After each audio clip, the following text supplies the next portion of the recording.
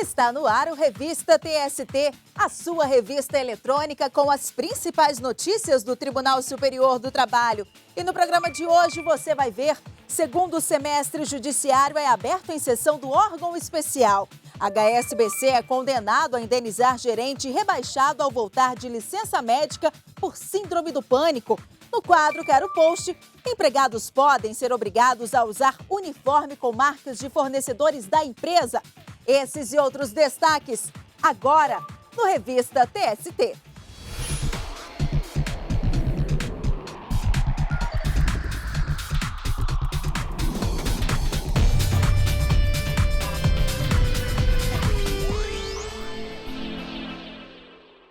Em sessão do órgão especial, o presidente do TST, ministro Ives Gandra Martins Filho, abriu os trabalhos do segundo semestre de 2016. Veja como foi. O presidente do TST, ministro Ives Gandra Martins Filho, iniciou a sessão de abertura do segundo semestre de 2016, ressaltando a importância do ex-presidente do tribunal, o ministro aposentado Francisco Fausto de Medeiros, para a Justiça do Trabalho. Francisco Fausto faleceu no último dia 30, em Natal, no Rio Grande do Norte. Se destacou principalmente durante a reforma do Judiciário em defender a Justiça do Trabalho quando houve a ameaça de que ela fosse extinta, e não só conseguiu a manutenção da Justiça do Trabalho, como ampliação da sua competência. Também se destacou pelo combate ao trabalho escravo, no seu empenho no desenvolvimento das chamadas varas itinerantes em vários tribunais regionais. O vice-presidente do TST, ministro Emanuel Pereira, também homenageou o ex-presidente. O magistrado que, quando presidente deste tribunal, deu inúmeras provas do seu zelo para com a independência da função, a qual lhe infundiu coragem para expressar opiniões divergentes do então contexto político e dar à lei uma interpretação tão flexível quanto permitiu o sistema. Em seguida, o presidente Ives Gandra Martins Filho falou sobre a edição da medida provisória número 740, publicada no último dia 14, que liberou crédito extraordinário para pagamento de despesas da Justiça do Trabalho. Alguns tribunais não foram contemplados e é capaz de um ou outro ainda ter dificuldades de chegar até o final do ano. Por isso estamos fazendo estudos de como fazer com que a verba que está agora destinada à Justiça do Trabalho, mas especificamente para cada um dos tribunais, possa eventualmente ser remanejada para atender aqueles que não conseguiriam funcionar até o final do ano. Por fim, o presidente ressaltou a promulgação da Emenda Constitucional 92 de 2016, que deixa explícito que o Tribunal Superior do Trabalho é órgão de cúpula do Poder Judiciário. Nós só queremos isonomia, não queremos um tratamento diferenciado para menos.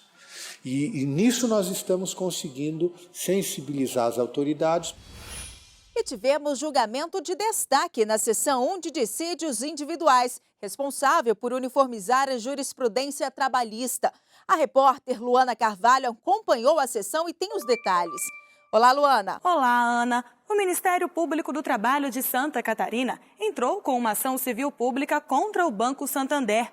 O MPT alegou que a instituição contratou empregados terceirizados de forma ilícita. Na ação, o MPT afirmou que os trabalhadores foram contratados por empresas terceirizadas para realizar tarefas que envolvem a atividade fim do banco. O pedido foi aceito pelo TRT da 12ª Região em Santa Catarina, mas a 6ª Turma do TST julgou o pedido improcedente por entender que se trata de terceirização ilícita de atividade meio da instituição bancária. Você acompanha agora na reportagem. A súmula 331 do TST estabelece que a terceirização de atividade fim da empresa é ilegal e que a prática somente é permitida em casos de trabalho temporário, serviços de vigilância, conservação e limpeza e em serviços especializados ligados à atividade meio do tomador de serviço. O Ministério Público do Trabalho em Santa Catarina entrou com uma ação civil pública contra o Banco Santander, afirmando haver ilegalidade na contratação de serviços terceirizados. O MPT alegou que os empregados foram contratados para atividades como preparação de documentos serviços e autenticação de envelopes no autoatendimento. O TRT da 12ª Região deu razão ao Ministério Público e a empresa então ficou proibida de contratar empregados terceirizados para a realização dessas tarefas, sob pena de multa de R$20 mil por trabalhador encontrado em situação irregular. O banco recorreu e no TST a 6ª turma entendeu que os serviços são considerados atividades meio do banco. O caso então chegou à seção 1 de dissídios individuais. O relator do processo, ministro Valmir Oliveira da Costa, considerou a terceirização irregular e restabeleceu a decisão do regional. O ministro citou o artigo 9º da CLT, que diz: serão nulos de pleno direito os atos praticados com o objetivo de desvirtuar, impedir ou fraudar a aplicação dos preceitos contidos na presente consolidação. O presidente do TST, ministro Ives Gandra Martins Filho, concordou com o relator. Toda essa parte burocrática de atividade bancária, como é o próprio conteúdo ocupacional da atividade de natureza burocrática, não é possível essa terceirização, enquanto nós tivermos a súmula 331, deixando claro a distinção entre atividade fim e atividade meio. Aqui é atividade fim. Por unanimidade, a SDI1 aceitou o recurso do MPT e o Banco Santander ficou proibido de contratar empregados terceirizados para atividades como preparação de documentos e autenticação de envelopes no autoatendimento. E com a abertura do semestre, as sessões de julgamento voltam a ser realizadas normalmente. No nosso site tst.jus.br/sessões ao vivo, você pode assistir em tempo real a todas as sessões do TST. Elas são transmitidas a partir das 9 horas da manhã. E no próximo bloco, a HSBC é condenado a indenizar gerente rebaixado ao voltar de licença médica por síndrome do pânico.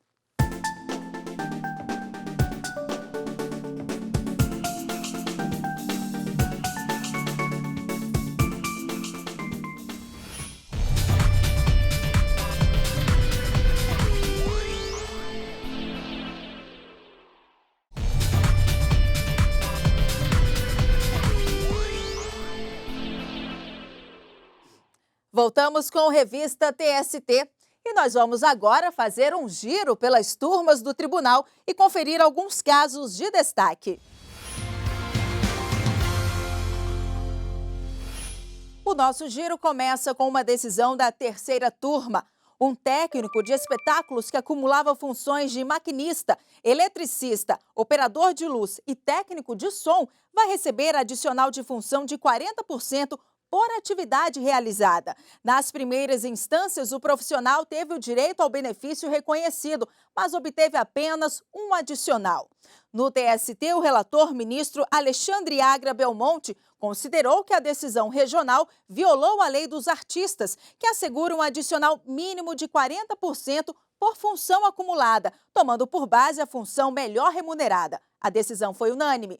Na 5ª turma, o caso de destaque envolve o banco HSBC, que foi condenado a pagar R$100 mil de indenização a um gerente rebaixado de função depois que retornou de uma licença médica. O trabalhador estava afastado por síndrome do pânico e foi colocado para trabalhar com funções operacionais e em más condições de serviço. Ao analisar o caso, o relator, ministro Barros Levenhagen, considerou que ficou evidente o caráter discriminatório e a desvalorização do profissional, além de ser comprovada a existência do dano em razão do meio ambiente impróprio. A decisão foi unânime. E a 1ª turma absolveu a Via Varejo, que abrange as Casas Bahia e o Ponto Frio, de pagar multa por atraso na homologação de rescisão de um empregado. O Tribunal Regional do Trabalho do Rio de Janeiro reformou sentença de primeira instância que havia isentado a Via Varejo de pagar multa por ter atrasado a homologação da rescisão de um empregado, apesar de o pagamento das verbas rescisórias ter sido feito no prazo correto. De acordo com a CLT, o procedimento deve ser feito até o 10º dia, contado da notificação da demissão, em caso de aviso prévio, mesmo que indenizado, ou de dispensa de seu cumprimento. Para o TRT, o prazo se estenderia às demais obrigações do empregador durante a rescisão. A Via Varejo recorreu ao TST. A primeira turma restabeleceu a sentença de primeira instância que desobrigou a empresa do pagamento com base em entendimento da seção 1 de dissídios individuais, de que, se o pagamento for feito no período correto, é indevida a aplicação da multa, ainda que haja atraso na homologação. O nosso giro de notícias continua e o próximo destaque é da sexta turma. A Gerdau Aços Longos terá que indenizar os pais e 4 irmãos de um empregado que morreu aos 46 anos ao cair em um forno com temperatura de 700 graus. Em recurso apresentado ao TST, a empresa argumentou que a Justiça do Trabalho já havia determinado o pagamento de R$ 660 mil de indenização à viúva e às filhas do empregado. Mas, para o relator, ministro Augusto César Leite de Carvalho, a gravidade das circunstâncias da morte e até mesmo as condições em que a família recebeu o corpo do ente querido justificam a indenização pelo dano moral também aos pais e irmãos. E esse caso foi publicado na página do TST no Facebook e teve grande repercussão. O Luiz Medeiros deixou o seguinte comentário: nunca vi algo tão justo, afinal o dano psicológico é irreversível e não há dinheiro que pague. Faça como Luiz e também deixe um comentário na nossa página no Facebook. Acesse facebook.com/TSTJus. E ainda falando de redes sociais, chegou a hora de abrir espaço para as dúvidas dos internautas. É o quadro Quero Post.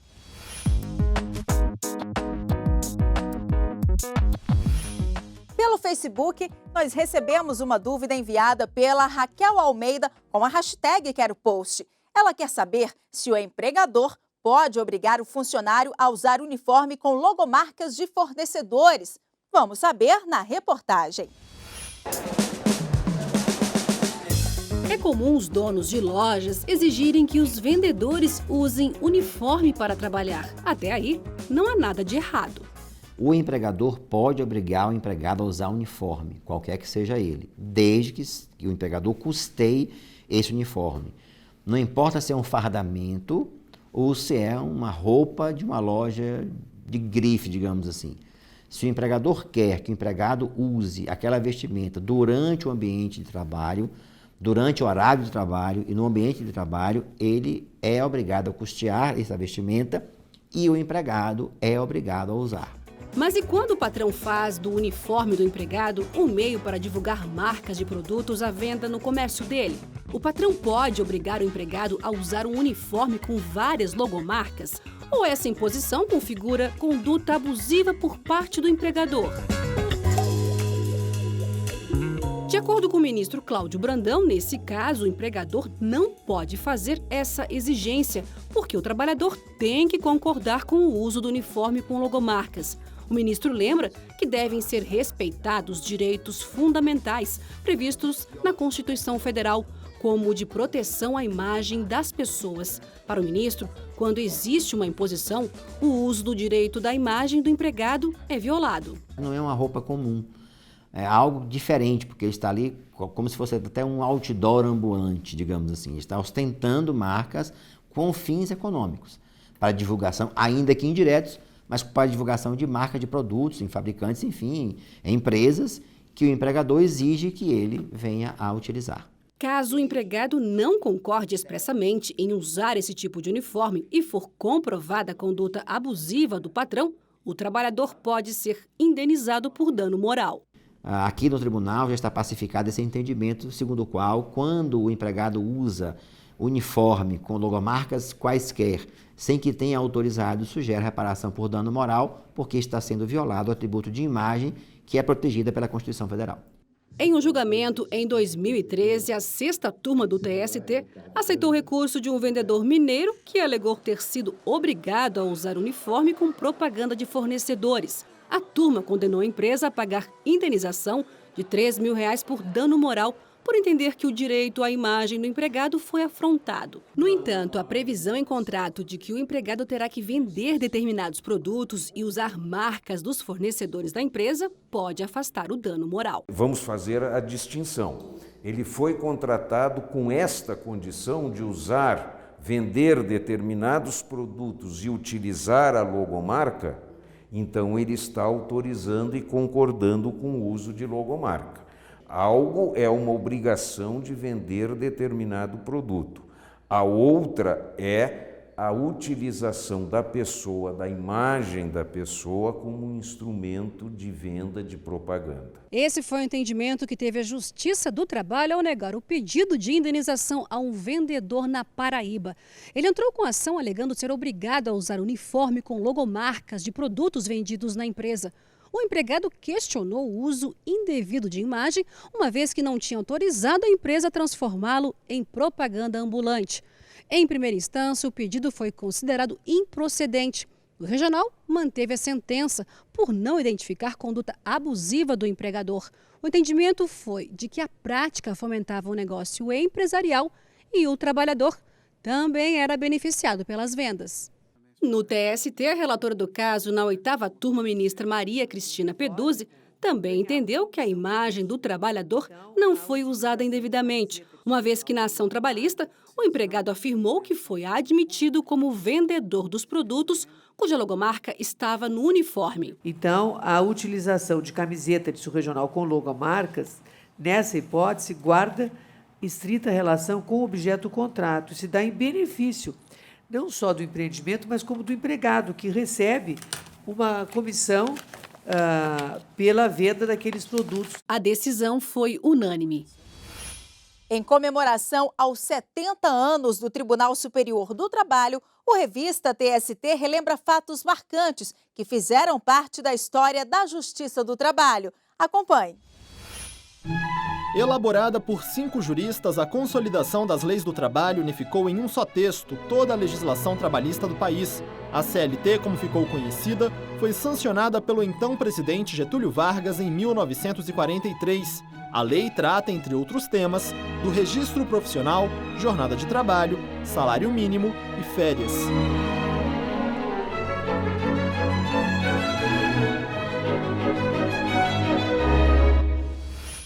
E depois do intervalo, você vai conhecer o TST em Movimento, um programa do tribunal voltado para o bem-estar e a qualidade de vida.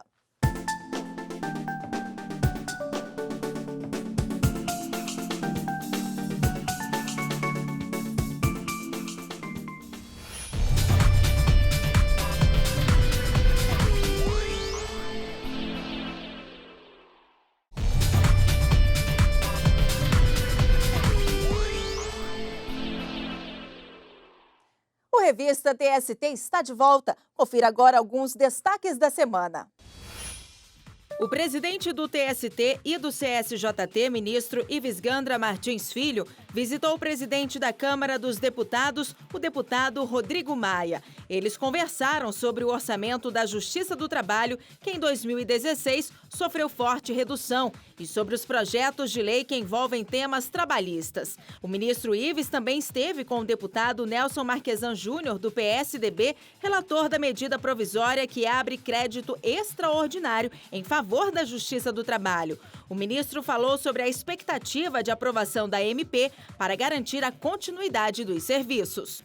O ministro Valmir Oliveira da Costa abriu prazo de 15 dias, contados a partir do dia 5 de agosto, para os interessados em prestar informações em recurso que discute o reconhecimento ou não do adicional de insalubridade aos operadores de telemarketing que utilizam fones de ouvido. O processo será julgado pela Seção 1 de Dissídios Individuais e o entendimento adotado no julgamento será aplicado aos demais casos sobre a mesma matéria.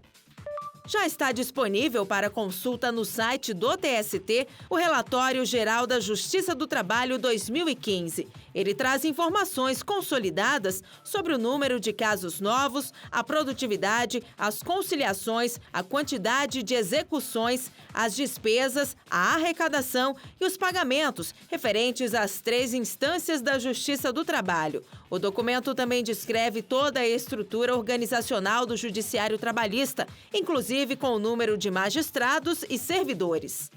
Novidades no processo judicial eletrônico da Justiça do Trabalho. O sistema passou a permitir a criação de fila múltipla de demandas, o que vai possibilitar aos TRTs, à OAB e ao MPT registrar suas prioridades nas demandas de melhorias, classificando quais devem ser atendidas com mais urgência, priorizando o atendimento pelo setor responsável.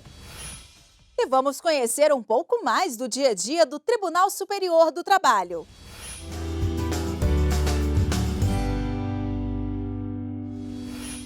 Exercícios físicos, meditação, dança, são muitas as formas de aliviar a tensão depois de um dia cheio de trabalho. O TST desenvolve um programa voltado para o bem-estar de ministros e servidores. É o TST em Movimento. Veja como funciona. Durante a rotina apressada e o trabalho puxado, muita gente acaba deixando a saúde de lado. Com a intenção de ajudar a manter corpo e mente saudáveis no próprio ambiente de trabalho, foi criado o programa TST em Movimento. Servidores e ministros da Corte Superior são estimulados a praticar atividades físicas direcionadas ao bem-estar, o que também ajuda a prevenir doenças ocupacionais. Todas as ações do programa TST em Movimento têm como objetivo a melhoria da saúde do indivíduo. Então, a melhoria da saúde e também, consequentemente, uma melhoria na qualidade de vida. O indivíduo mais saudável, ele consegue suportar, durante mais tempo uma carga de trabalho, ele consegue passar mais horas na posição sentada, que é uma posição que não é muito saudável e também não muito confortável para o indivíduo. Ele consegue ter um número menor de licenças médicas, de afastamentos médicos e, consequentemente, ele também consegue ser mais produtivo. É o coordenador do programa, João Luiz Sadá, quem orienta os profissionais que elaboram os exercícios. Diariamente, os servidores dão uma pausa nas atividades para a prática de ginástica laboral. Outras atividades são oferecidas depois do expediente, como aulas de yoga e dança de salão. O programa, que existe desde 2004, também organiza eventos aos fins de semana envolvendo caminhada, corrida, passeios ciclísticos e até atividades aquáticas. De acordo com a Organização Mundial da Saúde, a OMS, para se tornar uma pessoa ativa, é preciso praticar 150 minutos de atividade física aeróbica por semana. Então, por que não aproveitar tantas opções no próprio ambiente de trabalho? É mais prático e economiza o tempo de ir até outro local para fazer exercício físico. O importante é não ficar parado. Esses 150 minutos, você pode distribuir 30 minutos por dia, por exemplo. E esses 30 minutos, você pode pelo menos fazer uma caminhada. Os resultados alcançados com o programa? Servidores mais ativos e mais estimulados no trabalho. A cada 2 anos, nós fazemos uma pesquisa de indicadores de saúde. Dentre esses indicadores avaliados, um deles é o nível de atividade física, onde a gente consegue desmembrar indivíduos ativos e indivíduos sedentários. O que nós observamos? Lá desde 2008, com o aumento das ações do programa TST em Movimento, a gente observou um aumento do número de ativos. Então, nós saímos ali de 46,8% do número de ativos para mais de 56% de ativos em 2014.